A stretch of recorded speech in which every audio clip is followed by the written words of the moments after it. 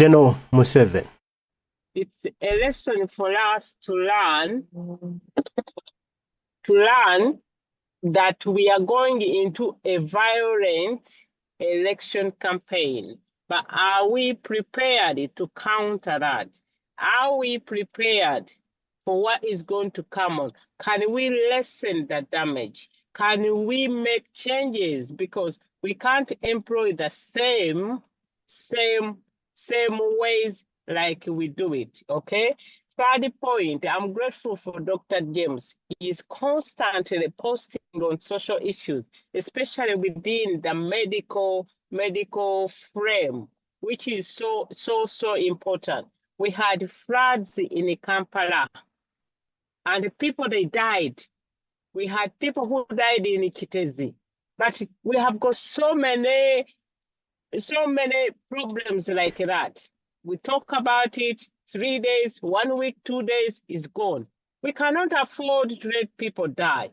I'm sorry to say this. For me, I'm calling for Lord Mayor and all those KCC members to resign, because the death should definitely be avoided. Blockage of drains is that difficult. Even if Museveni does not support your policies, does not give you funding, if you are elected as a mayor, it's about the people. Mobilize them to unblock those drains. Use voluntary sector. Approach people, rich people, and give them publicity to give you money to unblock. We don't need millions of money. This is what I'm saying. That I would like to show people, when you become member of parliament, you cannot take that money. We don't need that money. There is a lot we can do to the people, that you encourage them, you teach them to be constant into their what? Into their country. And another point is like, they are changing the Ministry of Education, how it works. How many Ugandans were prepared? How many Ugandans were interested in all these changes? Because they're going to affect us in the long term. We need to know all these things. Like according people, when we had census last year, and I said, if you are in politics, you have to take details. You have to take interest into the census, because now you see census has come into play, that they were telling us there is 180,000 voters in Kawempe, and it ended up that the turnover was very low. Segrinya won by 40 plus, Narukola won by 17. That is a difference of 200 plus. So if you don't get interested in these voters, whatever census, and you say you don't mind, it comes to catch you, because these are the sound bone, bedrock, that you can use to make your appeal, to make your argument. Because as we can see now, Museveni and the NRM, they are saying to the people, they have got a register of 20 millions. But how do you protest against what they are saying if you know it's wrong? By going by what is going in U-boss. We have to call people to resign. We have to get into this system of we people calling them to resign, because eventually this is going to start happening. You heard Uganda Airlines is going to start landing in London Gatwick. But Jennifer Batamorichi said that, oh, we have to do better. So what have you been doing as a public service? You've been doing substance. I think we need to start coming away from this politics, mourning, they did this, they are doing this, but we need to raise up our voices and get to another level and argue them, because politics is about arguing, engaging with the people. Anyway, I'll come back. Dorcas, you take over. I'll come back. Let me listen to other people, please. Thank you. Thank you so much, sister. Fred Joseph, you have got message in your inbox. Please do unmute and come in. Thank you so much, sister, for your submission. I know you will come back. Comrade James, please do come in, your co-host, and then Comrade Joseph. Thank you so much, sister. Yes, James. And thanks for the tweets always, like Sister Demi says. Thank you. I just thought recording has stopped, Doctor. I need a contribution for disk space. I thought Demi was just pulling my leg because I had said she was smart this morning. Hey, what's going on? You two are complimenting each other. This one I was like, but Doctors, you know, I let me say what Demi has said about me, and I think I don't do it to be seen, but I do it as a responsible person. And Demi, listen, it's Doctors and Senyonjo. You know, when we started tweeting, okay, we had a tweet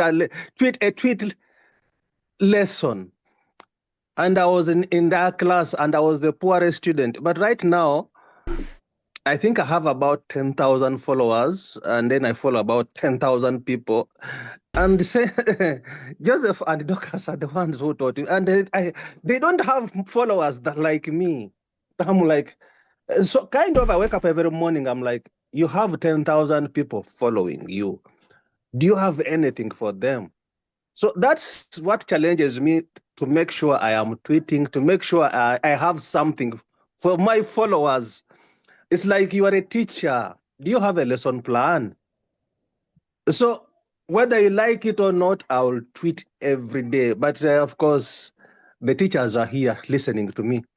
And it's like when a student becomes better than a teacher, I'm like, but did they teach me what was correct? Because, you know, I have found tweeting as an art. I have found tweeting as a way of life. And this morning I was tweeting I think it is something I achieved yesterday. I have been going to state capital. State capital is like parliament. Okay, I've been going to parliament. Let me use the word that so that the other people who are listening can understand. I go every week and I meet my house rep, to the extent that I have started meeting my senator. And it's like, I asked them that, you people, do you really listen to me? I walk here every week. And then I decided to go to attack the governor. So when I went to the governor, I said, why do you want to see the governor? Then I told him that I came to know my house rep about 3 years ago because I wanted to meet the governor, and I have never met the governor. The protocol in this office doesn't allow for me, a simple person like me, to meet the governor, yet I'm part of this country. The problems that this country is facing, I have solutions. Then I gave them an example that, you people, I go to your hospitals here, okay, health centers here, and I don't find a difference with my country. You people have money. You people have everything. But in my country, we treat people under trees. We have the personnel. You people have structures. These are just buildings. I go to empty buildings and I sit there a whole day wasting time. And I have a solution. I want you people not to look at me as an immigrant. I want to be regarded as somebody who can contribute. And then they referred me to somebody, a strategic some planner for the state. So I'm waiting to meet that one also. So for me, I think, like Demi was saying, some of these things require sticking out. They require consistency. They require you putting in. It's like you must have. If I put it in Uganda, chigendererwa. I mean, I don't have to be in America like just a cabbage, a slave, somebody benefiting from America. And I'm like, but I need to contribute. You guys, I have seen this country and I see the gaps. Allow me to debate. I knocked doors for Trump. I knocked doors for my house rep. I knocked doors for the senator. And you want to just make me sit? So they looked at me. They looked at me and then they said, anyway, we are going to make sure you meet the governor because you are very courageous. I said, yes, because the problems are affecting me. Now, the other thing, Doctors, I want to speak about is our sickness. Demi is sick. I don't know whether Kato is sick. You are sick, and I'm sick. But then what makes me talk about this sickness is like, if you follow the young people, if you follow the social media, people are saying Museveni is dying. And I'm like, yes, I'm like, for me, I wouldn't doubt. Even if they say Museveni is dying, it is age for dying. If Shaka has died, Shaka, who has been in America, one of our best journalists, why not Museveni? So for me, maybe now the question we should be asking as Ugandans, let's face Museveni, whether he's dead or not. This guy is like, you have a parent and you have children who don't want to ask for the will. Or to Lekerachi, you know, Ugandans, it's not about Museveni is dying. The guy is going to die, whether today or if I mean, for me, Doctors, my health self tells me how bad, how aging is catching up with me. Doctors, you have just told us this morning, I'm going to hospital, but why us, not him? But then, if you know biology, this man is in 75 or 80 years, even he hides age. But there are things you can't hide. So I'm wondering where the younger people of social media, because if you look at their handles, everybody, Chiriubi, Chitabuse, Museveni, Chikawed, and they also feed us with a lot of trash. I just don't like following these younger people. But it is good. Just be conscious that since we are sick at our age, I wonder what your age is. I normally ask your age, people, if you tell your age. Me, I'm 61. Though I look young, but I am sickly. And what worries me more is knowing what COVID-19 vaccine, the Americans are opening up so much. They're telling us that surely it is true. The COVID vaccine has altered the immune systems of America. For them, they are researching. I'm one of the people that have even put on research. Now, if I know that it's the COVID-19 that has affected me, what about innocent you people who are just quiet about it? Everybody who got a COVID-19 jab, listen to Americans. You'll not like it. You'll start fearing for your life. So there are things at home that you just use your own life. That why am I sick? Then why is Museveni not sick? Even under the best care, Museveni is going down. But as a country, as young people, find where to fix yourself before this man dies. Demi, thank you so much. I just don't tweet. I am always committed to the 10,000 followers whom I feel I owe something every morning, whether they answer me or not. But I'm like, I'm a class teacher. Because if you are 10,000 people following me, you expect something from me. Thank you. So, Doctors, good morning, ladies and gentlemen. Good morning, Doctors. You asked me to take over. Thank you so much, Dr. Mugeni, or Mr. Mugeni, for that submission. Yes, so it's an interesting time we're in. As Demi said, a lot has happened in Uganda last week, as usual. Floods over the northern pipers, which was just completed not long ago. People's properties, some people lost their lives. And then the Minister of Disaster Preparedness, Lillian Abba, I don't know how to pronounce the last name, blamed the flooding on NOP's headquarters. That NOP was the cause of the floods, which is such a stupid statement for Minister of Disaster Preparedness. As we know, the floods were all over the city, and the NOP headquarters is only in one place. But beyond that, it's very clear the reason for the floods is not even just that the drainage channels are not kind of cleared, as Demi was alluding to, which is obviously part of the problem, but it's the fact that the Minister of Disaster Preparedness, where this lady, she's a minister, is kind of looking on as, you know, Trump's all these people building all over the place. They're kind of building in swamps, and people like Sudia even building in Lake Victoria. So the Minister of Disaster Preparedness, the lady should have been ashamed, because she's, even if, let's say, no built, okay, if no built headquarters in a swampy area, as a Minister of Disaster Preparedness, you're basically sleeping on the job. You didn't do your job. So it's kind of an acknowledgement, one, of their incompetence. The Minister of Disaster Preparedness incompetence, but obviously it's a very preposterous statement to kind of blame Noob for the floods, knowing how the floods were all over the city. So I think the World Bank, one of the institutions, allocated $220 million for drainage in Kampala, and of course those drainage. I think it was supposed to build 86 kilometers of drainage.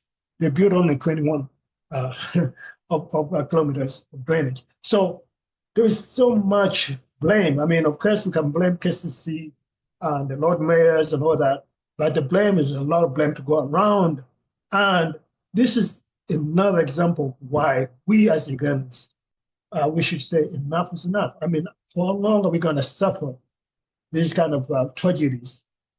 Both kind of natural disasters because of the mismanagement and the corruption of the regime, and also just the commission of all types of atrocities by the regime against our people.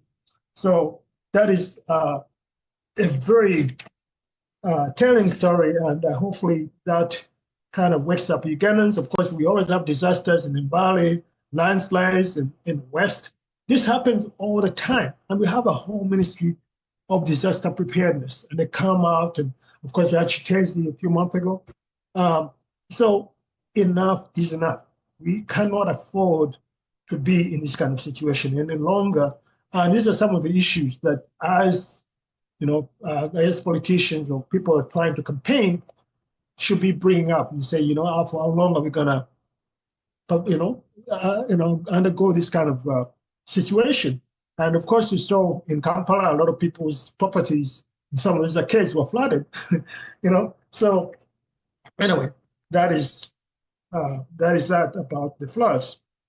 Now, there is the issue of the elections, and of course, we all saw the violence of the Kawepe North violence, which obviously was a precursor, a show of what Museveni cannot even this was a by-election, which means it's not like even a full seat, because I think in 6 months or whatever, it's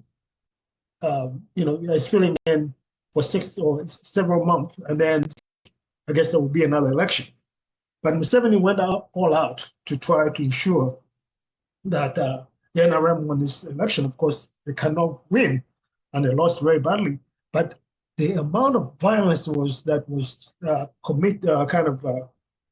perpetuated by the regime really is a big warning to us about what is ahead. Now, that is one thing.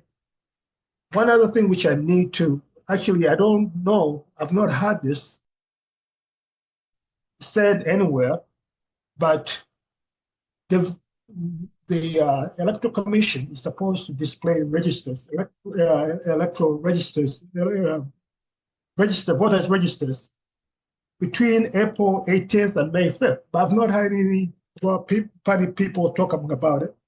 And this is going to be at every polling station. We're talking about the protest vote, but are the people mobilized to go check their names on the register?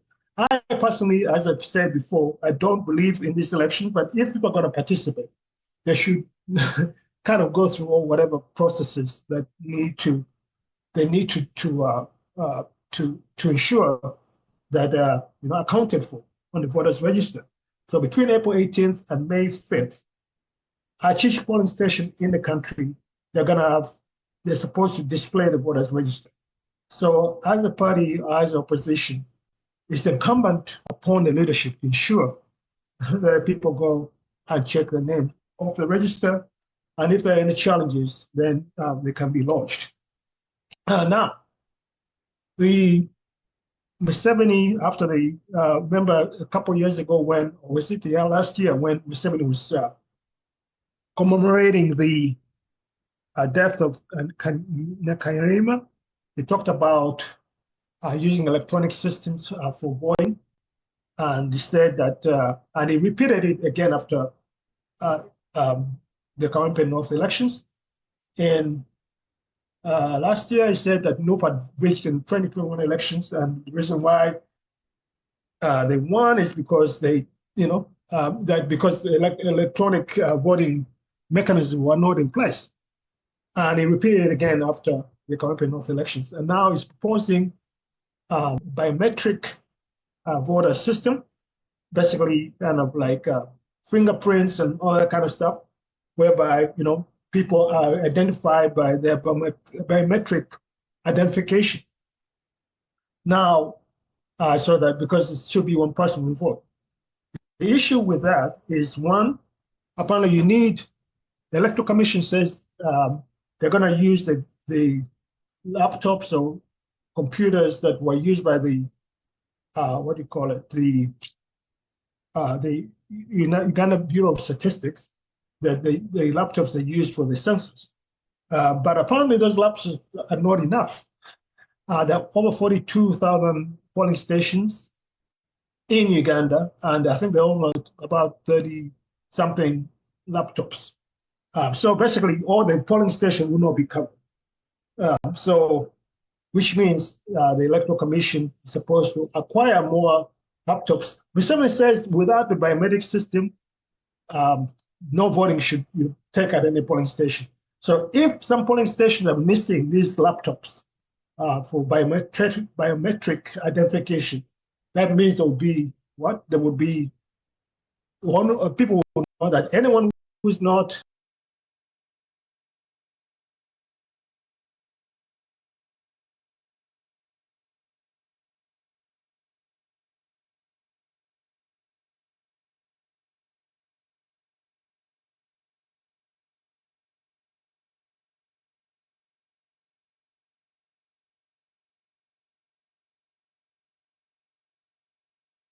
and what to do, how to counter that.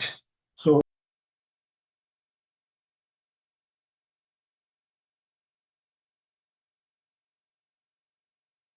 as we appeal to the international community,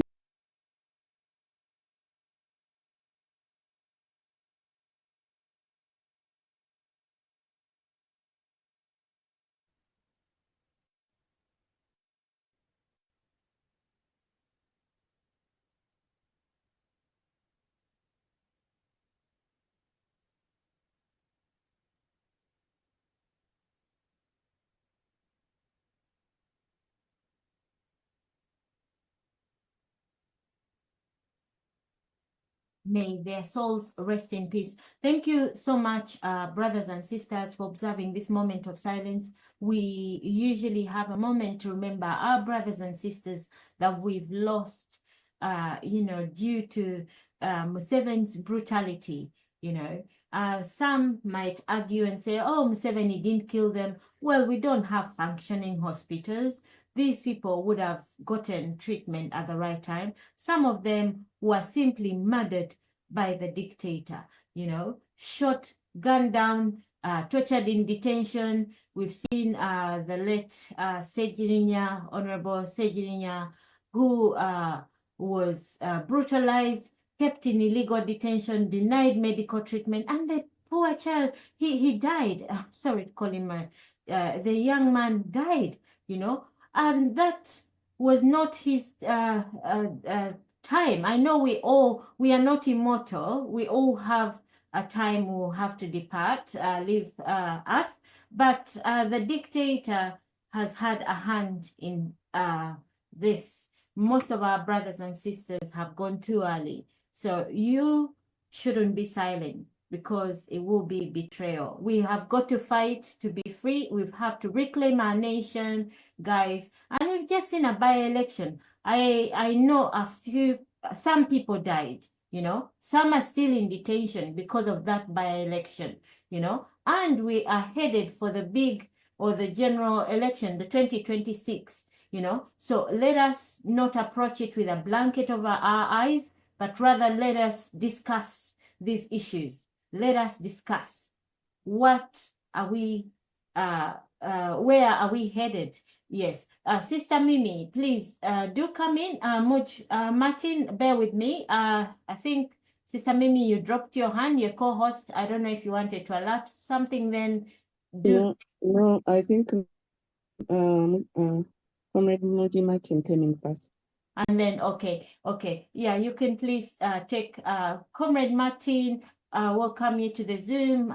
Sorry to keep you waiting. Thank you so much for the opening remarks, Comrade Joseph, once again. Yes, Brother Martin, do come in. Sister Mimi, then Comrade Joseph, you will pick up that. Thank you. Yes, Martin, how are you?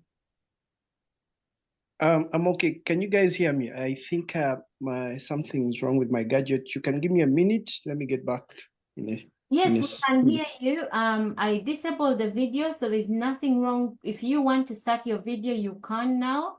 There's nothing wrong with your gadget. We can hear you fine. Yeah, you can hear me, but I can't hear you guys. Like the volume is too low from your side. So give me a minute. Let me come back. Let me log out and come back. Oh, okay. I'll try and speak a bit louder as well. Usually my voice only projects when provoked.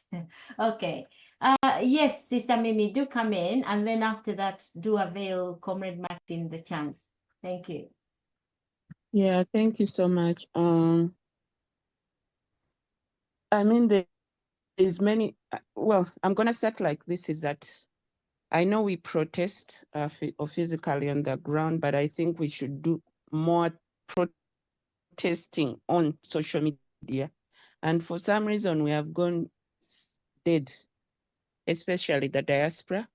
We've gone dead on. I don't see many people tweeting or sharing social media stuff or Facebook or TikTok. I don't know what happened to us, but we really need to jump on some of these things that are like some of the things that it doesn't have to, we don't have to just wait for something to trend on, you know, things that trend, oh, now Kawempe elections, and then we are all jumping into it. But things like also, like for example, Comrade Joseph brought up that register that people is going to be from whatever the 4th to the 5th. That is something we should be trending everywhere. TikTok, what this is coming up, somehow people start getting alert and we start driving that, you know, that no, I don't know, trending or whatever, so that people become, and that's how sometimes people become aware of things that are going on. Not only that, but also floods. I think Comrade Joseph talked about the Ministry of Disaster. That was this week. I was like looking the local people or the people with where the areas were hit hard. Other people trying to rescue. Where is the fire? Where is Ministry of Disaster? Did you guys see anybody? I didn't even. I think finally I saw one tweet where the police, and they were saying that we are police and collaborating together with the Ministry of whatever. But you're seeing these people who are facing floods and you're not seeing these ministries. So that's something we should be talking about on social media. So I want to just say that protesting is not just being on ground, but also protesting on social media. That's how we are going to make them wake up, you know? It's not that things will change or whatever right away or no. They won't change still, but at least let us put it in there, because when they start feeling that pressure, then they at least do something, you know?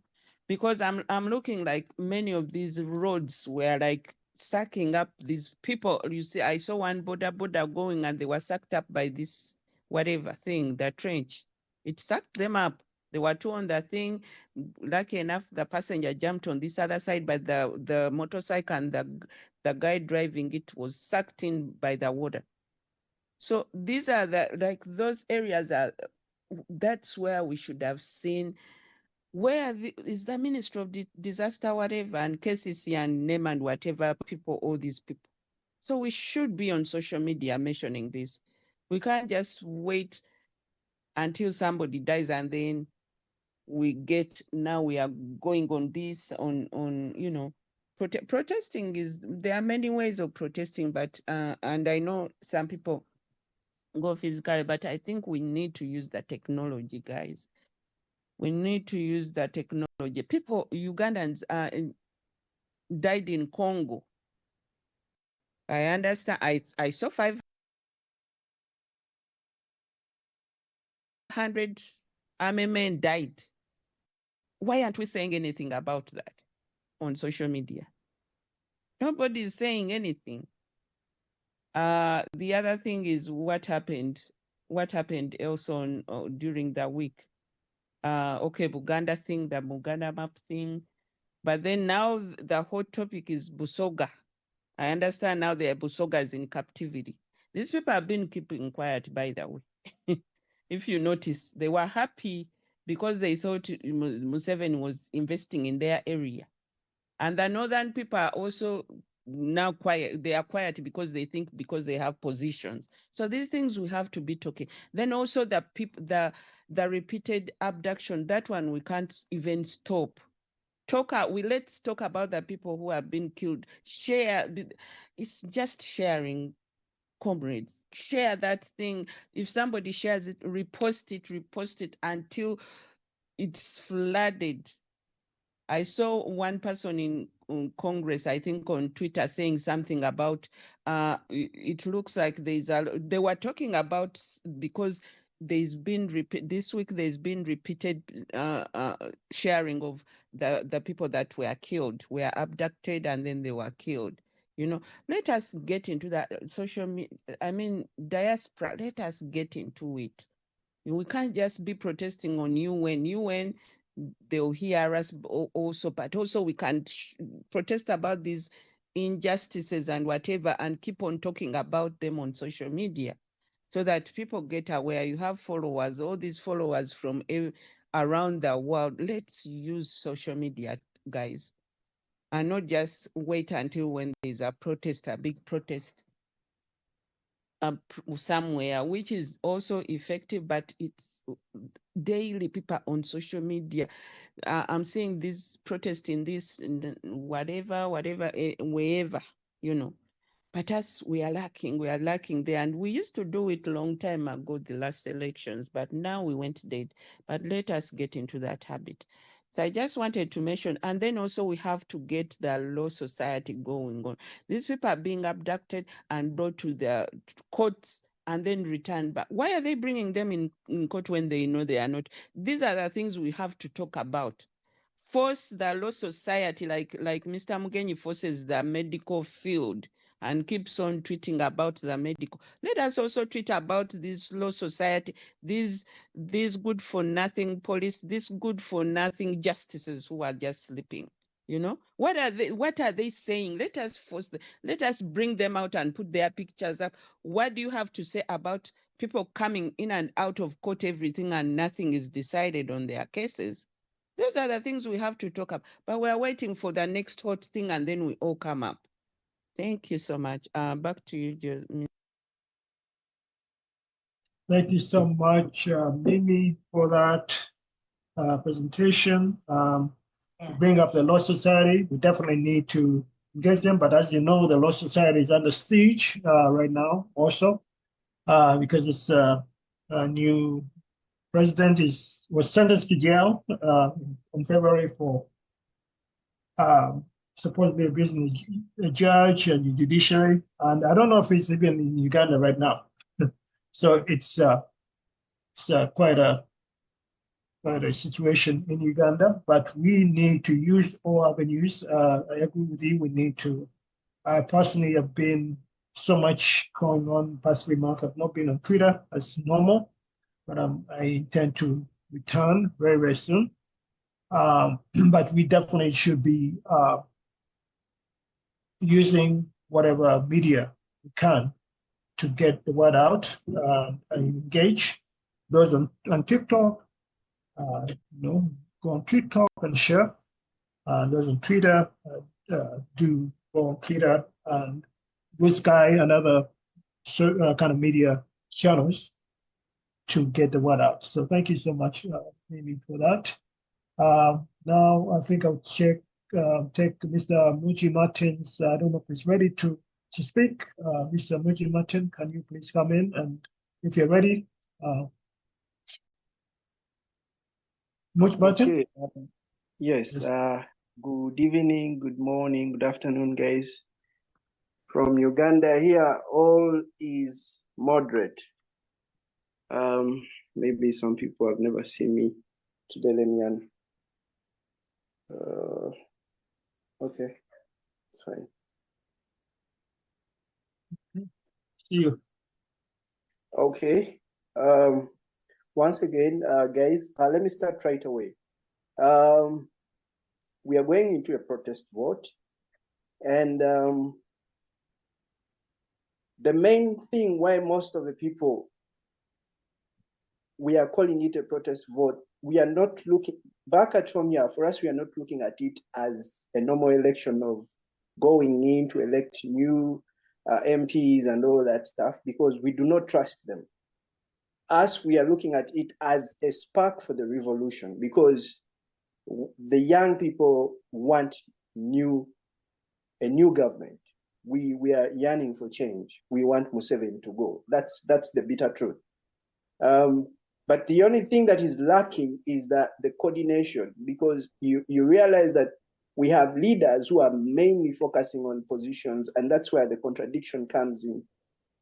Last time that the president, His Excellency Chagwani, say that MPs should mobilize and all, but when you go on the ground, most of them, the message they're trying to do on the ground is basically the normal electioneering that has been happening for all the years.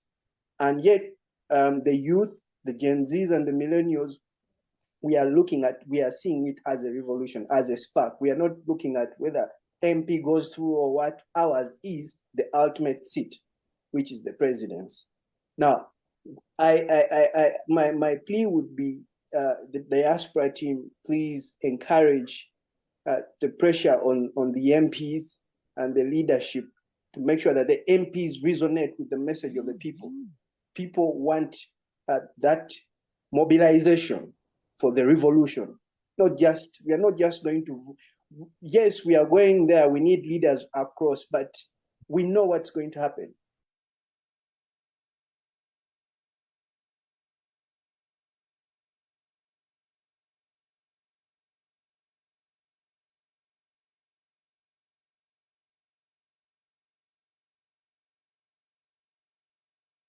In fact, someone says, I think it was an earlier comment by some comrade, say that we anticipate violence. No, there's no anticipating. There will be violence because it's already even happening.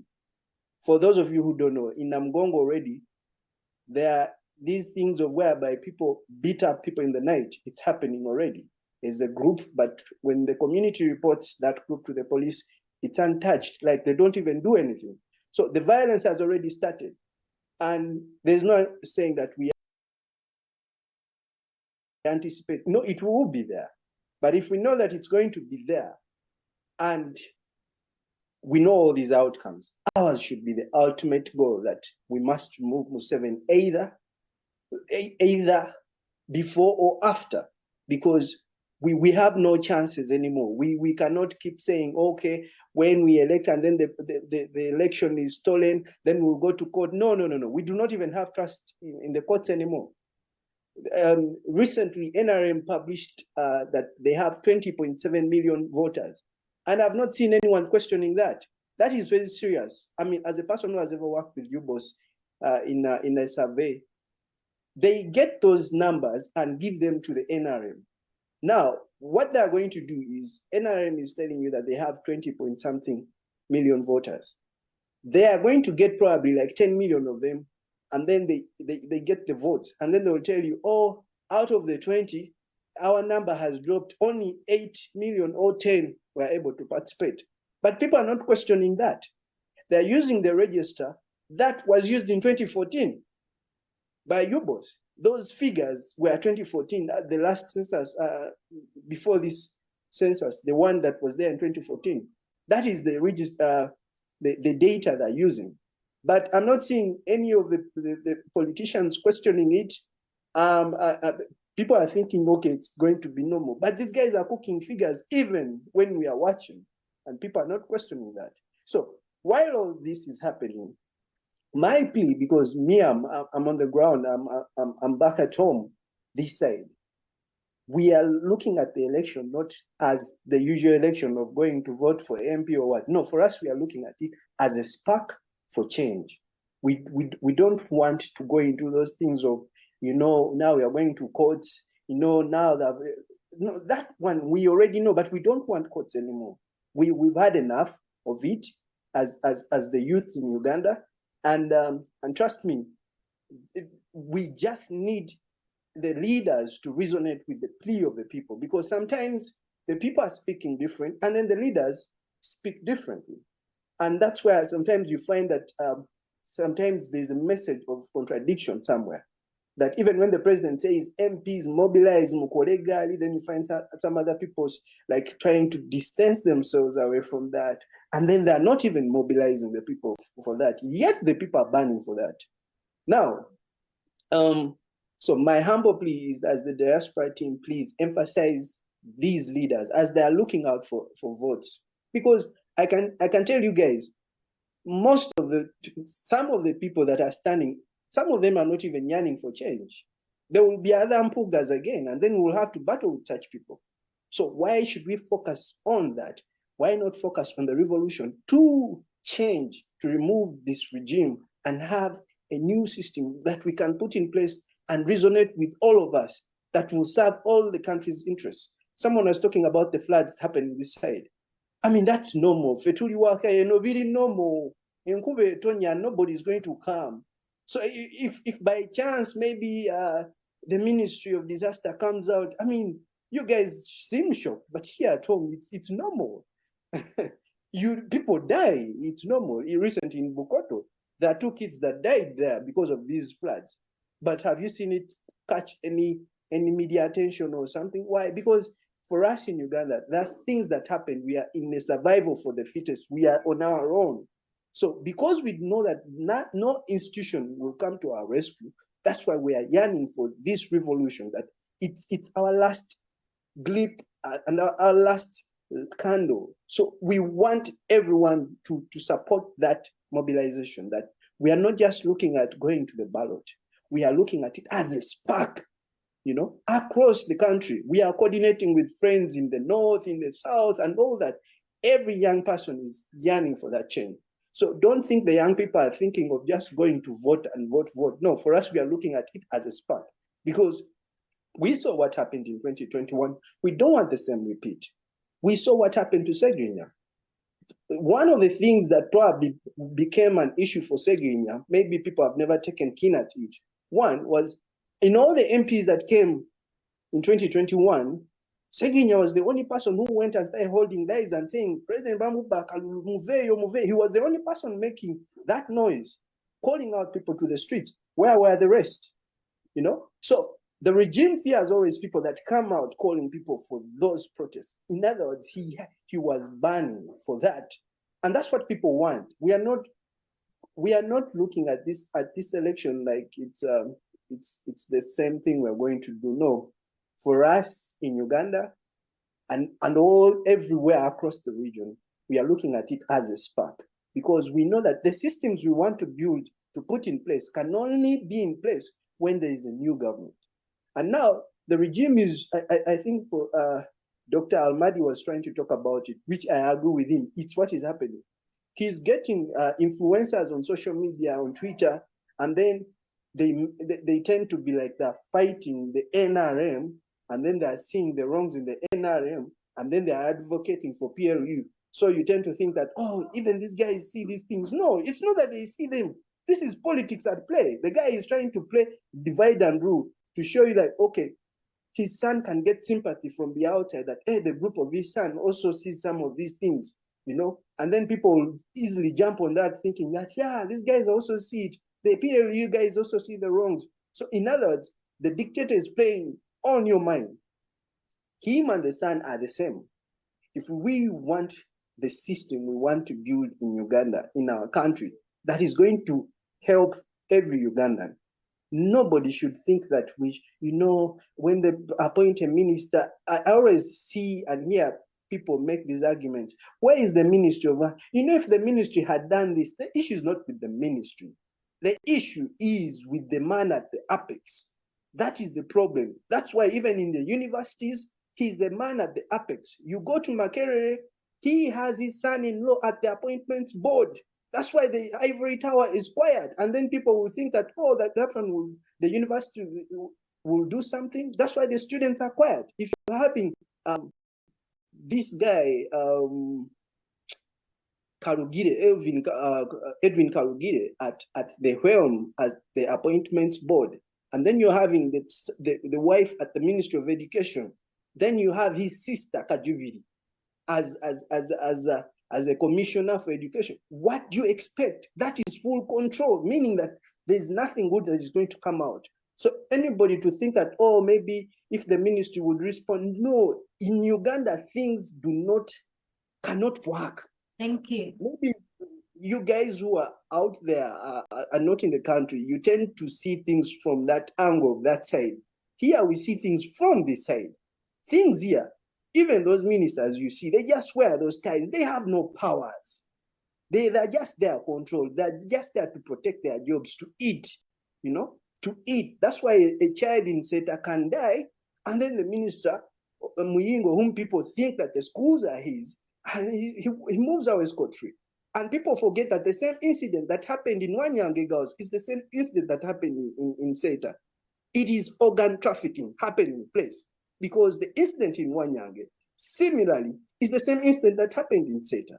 But nobody's talking about this. Why? Because the systems are dead. So when anybody thinks that this government has any system that is working, you're dying to yourself. When we say that, please join the revolution, we are not looking at, let them put another minister, let them give us another IGP. No, the whole thing is in shambles. We need to overhaul it. So for us, the 2026 is a spark. And I just pray that as young people, as we are looking at it as a spark, please energize, tell those leaders not to have a different message. Let them have the same message with us. The same message the president sent out there, that this is mobilization. It's a protest vote. It is a spark for us. But if leaders come and they're only focusing on their elections, I mean, at the end of the day, these are the hypocrites who are going to come, that we are going to end up with. As president is, you saw what happened when the president was Sorry, hold on, comrade. Hi, Comrade Martin. Yes, I forgot to mention, normally we do 5 minutes for everyone. So and then a few minutes to the 5, I should like remind you, but I forgot. So please do come to a conclusion, and then you come back to do closing remarks. So in a minute, please, if you finalize, thank you. Yes, comrade, or did you mute? Yeah, I forgot to set the tone in the beginning. Comrade Martin, please do summarize, and then you come in to do closing. Okay. Sorry, I didn't know. I didn't get the time. But anyway, to sum it up, what I was just trying to say is, we are looking at this election as a revolutionary spark for us.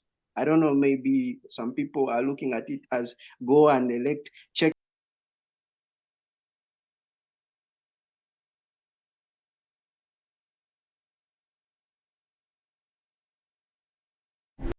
Okay, behavior. Those things, those registers. No, the election is already being cooked. That's why they're telling us they have 20.7 million people. and nobody's questioning that. It's already being cooked.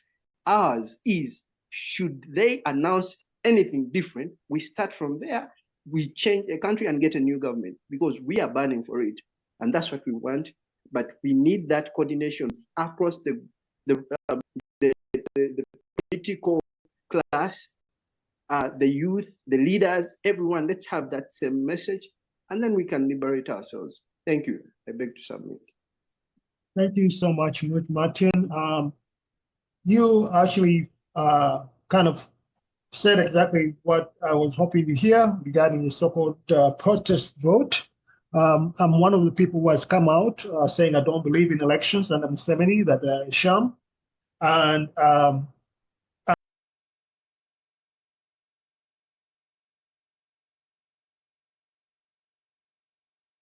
for the reasons you mentioned, lack of coordination about leaders going for positions and all that, I really didn't believe in the election 2026 because knowing that it basically will be more or less a repeat of 2021. But what is obviously encouraging is, as in what protest vote, that this could be a spark. But as you rightly say, the challenge is in the political class, the people looking for positions for MPs. Mind you, a lot of people are going to parliament because it's like a living for them. You know, they're making a lot of money, and they look at themselves as kind of arriving and basically getting all the benefits of office of being an MP. So these people are a bit very reluctant to kind of go with the people's message because they don't want to jeopardize their benefits and their salaries and all that. So my appeal is for the youth and for the people that are really on the right track of, you know, kind of uprooting the dictatorship to kind of maybe jump on board the ship, but with a kind of have your, you know, coordination. You don't rely on the leaders to coordinate you because most likely it's not going to happen. So I'm glad, and I hope there's a big network of youth all over the country. And this is very, very important. And you said it's happening all over the country. It has to happen all over the country, north, east, south, west, central. Have, you know, major coordination along the electoral map, maybe jumping onto that and kind of like maybe be like you're mobilizing for candidates, but at the same time kind of mobilizing for action. That is the only way it can make sense. I mean, that's the only way I can support this so-called protest vote is, as I said, if it's about taking action to remove the dictatorship, because the election is not gonna, I mean, we're not gonna get the result. Kyagulanyi is not gonna be declared president, most likely. I mean, unless it's a miracle of God, but it's just not gonna happen. And for people to die without anything kind of tangible coming out, for me, is just unconscionable. And that's why I did not support the election. But if, as you said, there is a coordination among the youth for action as a spark for revolution, as you said, I think that is a great, that could be a great outcome. And of course, as you said, the Electoral Commission announced 20, or the NRM said they have 20+ million voters. I mean, that is obviously preposterous. I mean, it's just impossible because that means pretty much almost all the eligible voters are NRM. You know, again, that is already rigged in itself. That tells you the election is already rigged. If they're claiming they have 20, I mean, if the Uganda population is about 50 million or 45 or 40, whatever million, and 85% or over 70 or 80% of the population is below voting age, how can you say that you have 20 million voters that are all registered as NRM? So that is already telling you that relying on the election to change Museveni is like basically saying that you're going to vote and vote him out or whatever is obviously is a no-go area. So as I said, let's use this to mobilize, and I'm glad that you're talking about that, but just don't rely on the politicians to do it. Just continue to do it. And I wouldn't even waste a lot of energy trying to get them a message, because most likely they're not going to get a message. As I said, gave an example of Segirinya, when the election was rigged in 2021. And remember, before the election, we had a lot of stories. Oh, after Museveni, if Museveni rigs, we're going to do something. Yeah, make sure it's not going to even swear in. But nothing happened. The president went on the streets. There were like two, three people that were with him, and the military came and they took him or kind of stopped him. And the MPs that had been elected, huge, no one came to the street. They didn't mobilize people and say, let's go and demand for our victory. No, nothing happened. Because we are looking at the opportunity to be in parliament and make all this money, get new cars, get all these benefits and houses and all that, travel abroad. So we cannot rely on MPs. And that's why for me, I do not believe in an election, as I said, per se. But again, if it's a spark, yes, let's use that. Thank you so much, Martin. I think that was an excellent presentation. Mr. James William Mugeni, please come in and give your remarks. Well, I think my remarks, some of them are going to be in response to Martin, to Mimi. Okay. General Joel Kaguta Museveni ne government ye ebintu bazi bakola bannayuganda bakola bannayuganda bakola ensi yaffe bonga balowooza nti nno bakitalo nga balowooza ensi bagirina ku bannannyini bokka bannayuganda balala tebani si baawano bannayuganda balala tebateekeddwa kweyagalira mu ggwanga lyabwe bannayuganda balala tebateekeddwa kusanyukira Uganda eno kubako nakye bakola ku lwabwe nti balina kubanga abali mu bukwambe abali mu buse bali mu captivity bino byonna bigenda kugwa one day olunaku lugenda kukya buli kimu kigenda kukyuka buli kimu kigenda kufuukamu ekirala byonna badde bajja bakola bibaddire babituulemu